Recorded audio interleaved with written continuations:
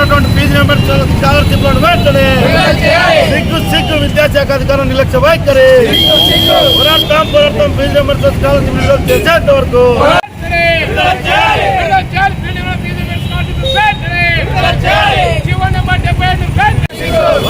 పోరాడతాం fee reimbursement scholarship విడుదల చేసేంత వరకు పోరాడతాం ఫీజు రియంబర్స్మెంట్ స్కాలర్షిప్ విడుదల చేసేంత వరకు విడుదల చేయాలి. పెండింగ్ లో ఉన్నటువంటి 3,850 కోట్ల ఫీజు రియంబర్స్మెంట్ స్కాలర్షిప్లను వెంటనే విడుదల చేయాలి. పెండింగ్ లో ఉన్నటువంటి ఫీజు రియంబర్స్మెంట్ స్కాలర్షిప్లను వెంటనే విడుదల చేయాలి. పెండింగ్ లో ఉన్నటువంటి ఫీజు రియంబర్స్మెంట్ స్కాలర్షిప్లను వెంటనే విద్యారంగం పైన రాష్ట్ర ప్రభుత్వ నిర్లక్ష్య వైఖరి రక్షించాలి. విద్యారంగం పైన రాష్ట్ర ప్రభుత్వ నిర్లక్ష్య వైఖరి పోరాడతాం ఫీజు రియంబర్స్మెంట్ స్కాలర్షిప్లను విడుదల చేసేంత వరకు పోరాడతాం ఫీజు రియంబర్స్మెంట్ స్కాలర్షిప్లను విడుదల చేసేంత వరకు విడుదల చేయాలి. పెండింగ్ లో ఉన్నటువంటి 3,850 కోట్ల ఫీజు రియంబర్స్మెంట్ స్కాలర్షిప్లను వెంటనే రక్షించాలి. ఫీజు రియంబర్స్మెంట్ పట్ల విద్యాశాఖ అధికారుల నిర్లక్ష్య వైఖరి విడుదల చేయాలి. పెండింగ్ లో ఉన్నటువంటి ఫీజు రియంబర్స్మెంట్ స్కాలర్షిప్లను వెంటనే రద్దు చేయాలి. పీజీ విద్యార్థుల విద్యా కాటంగా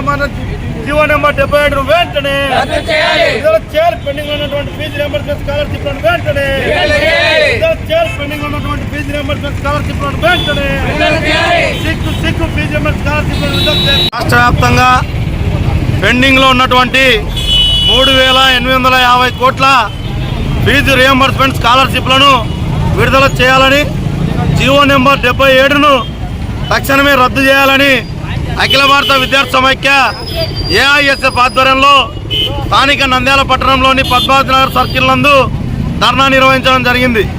యువగానం పాదయాత్ర చేపడుతున్నటువంటి నారా లోకేష్ గారు పీజీ విద్యార్థులకు ఆటంకంగా మారినటువంటి జీవో నెంబర్ 77ను తక్షణమే రద్దు చేస్తామని చెప్పారు. అంతేకాకుండా ప్రతి ఇంట్లో చదువుకుంటున్నటువంటి ప్రతి విద్యార్థికి ఫీజు రియంబర్స్మెంట్ స్కాలర్షిప్లను ఇస్తామని చెప్పి ప్రతి ఇంట్లో ఉన్నటువంటి చదువుకున్న విద్యార్థులకు చదువును అందిస్తామని చెప్పారు. ఈరోజు ఫీజు రియంబర్స్మెంట్ స్కాలర్షిప్లు విడుదల చేయక ఇంటర్, డిగ్రీ, ఆ పై స్థాయి విద్యార్థులు చాలా ఇబ్బందులకు గురవుతూ ఉన్నారు.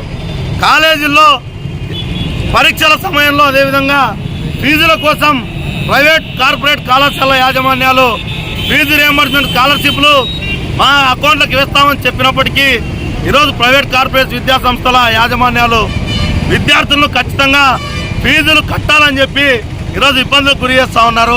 తల్లిదండ్రులను భయభ్రాంతులకు గురి చేస్తూ ఉన్నారు.